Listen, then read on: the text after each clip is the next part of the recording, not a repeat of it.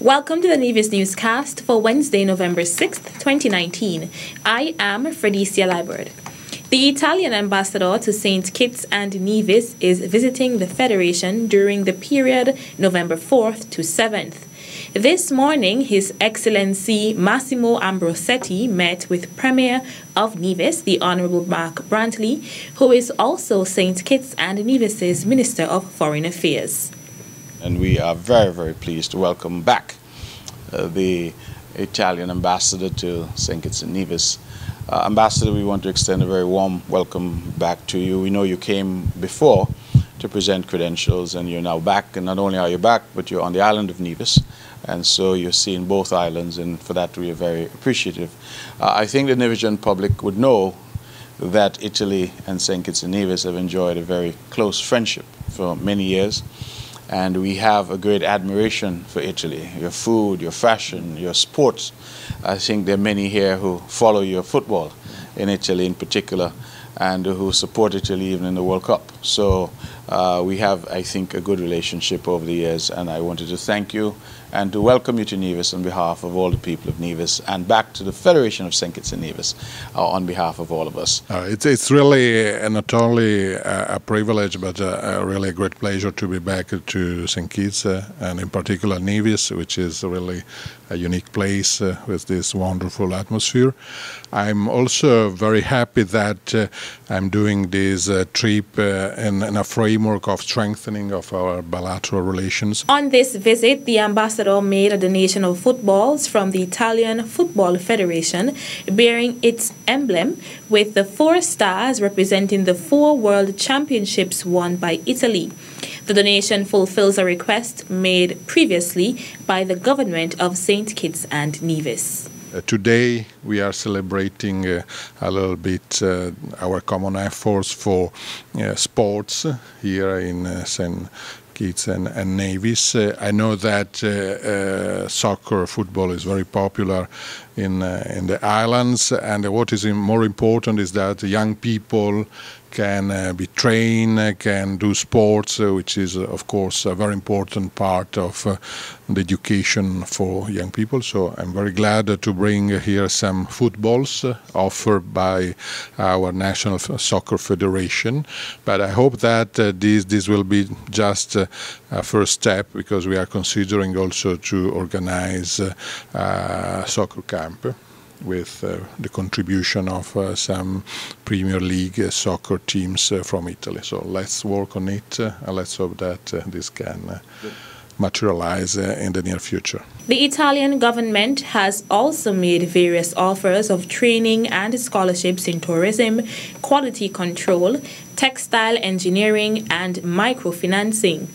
Members of the Royal St. Christopher and Nevis Police Force have also benefited from a training course in organized crime in Rome, Italy.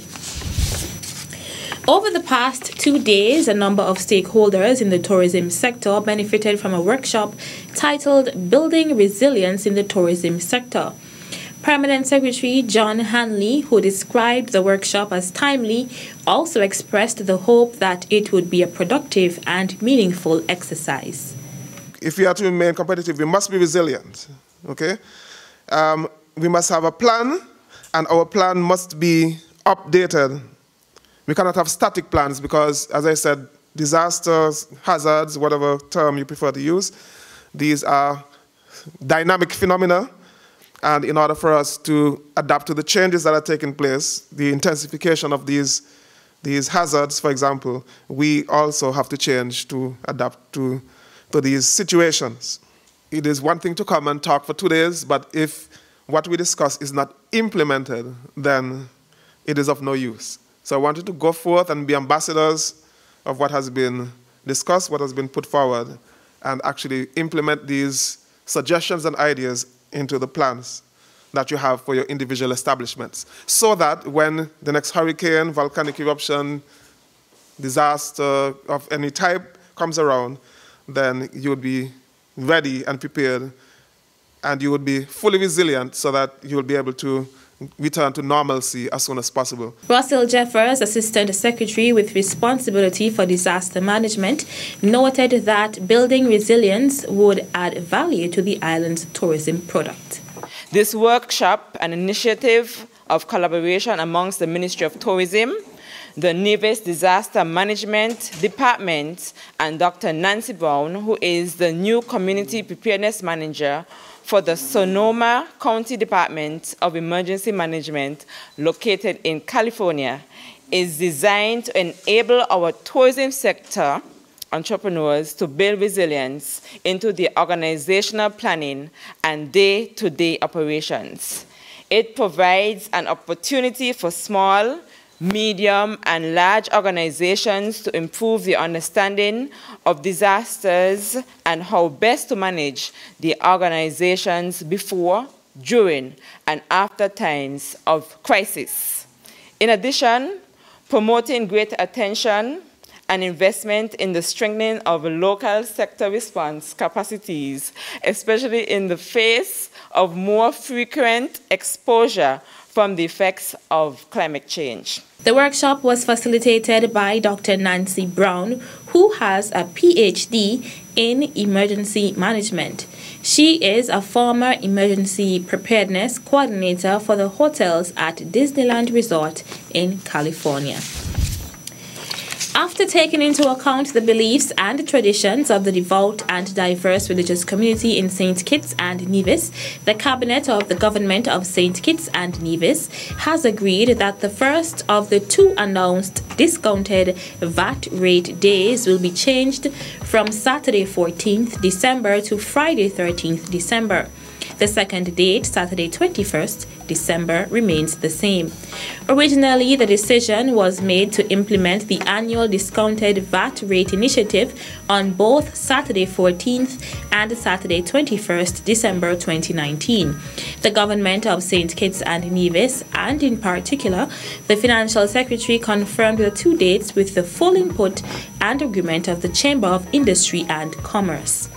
Salaries and other remunerations paid by government will be paid on Friday 13th December 2019.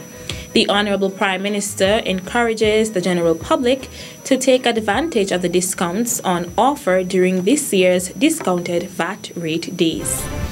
Still to come, Minister Evelyn says multi-purpose facility in Gingerland will complement other government-owned venues on Nevis. The details right after this break.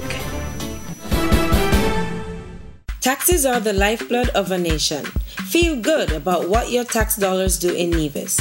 As a responsible citizen, your tax dollars protect our environment. Pay your taxes on time. This message was brought to you by the Inland Revenue Department, Nevis. Be a responsible citizen.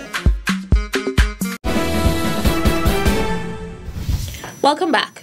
Minister of Social Development and Culture, the Honorable Eric Evelyn, says the multi-purpose facility, which is under construction by the Nevis Island Administration at Market Shop Gingerland, will complement the existing government-owned venues on the island.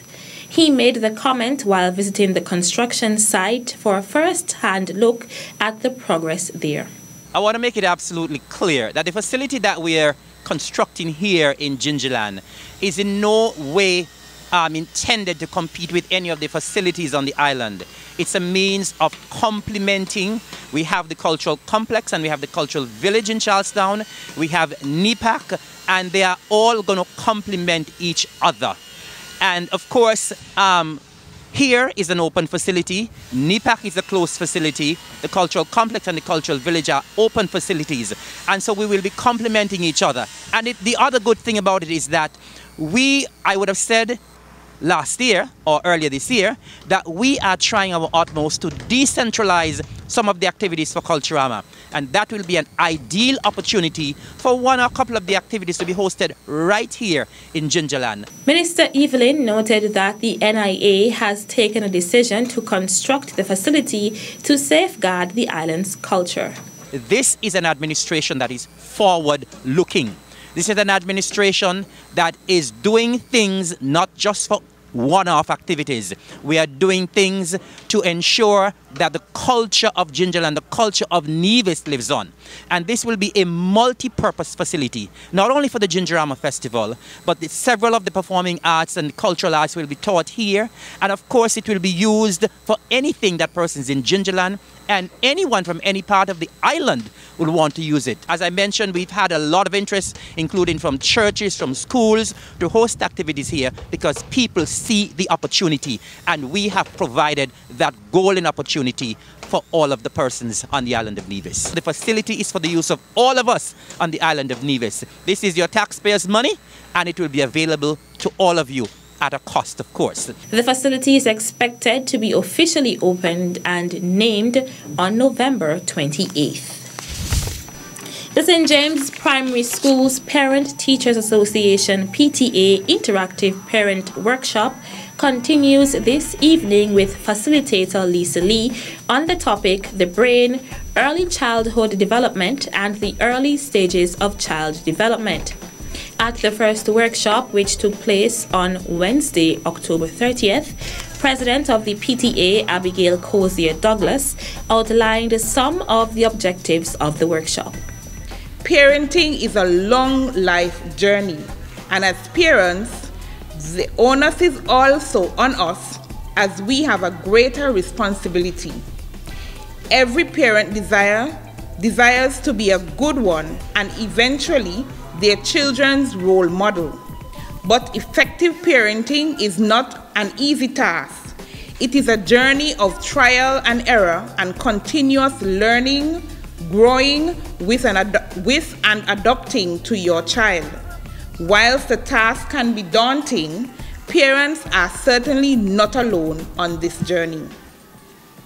I am hopeful that these sessions will equip us as parents with the well-needed current information on child development and provide us with parenting resources that can be useful in helping us to create a child-friendly yet positive home learning environment to facilitate our children. The facilitator, former Principal Education Officer Palsy Wilkin, noted that she was pleased to be able to give back to the community. It makes me feel that I'm back at the Department of Education, where we would have done a number of parenting workshops in the different communities, but sadly to say, we did not get to the St. James community. And so to be here this evening is one of those goals which I had. I did not realize that goal while I was in office, but God has been good because He has opened that door that I can come to my community, the community of St. James, to give back to my parents. And so I must say that I'm very pleased, and I must thank the president of the executive, the PTA executive, and also the principal for asking. The series of parenting workshops will continue in the next school term. That's it for this edition of the Nevis Newscast. On behalf of all of us here at the Department of Information, I'm Fredecia Liburd. Thank you for viewing.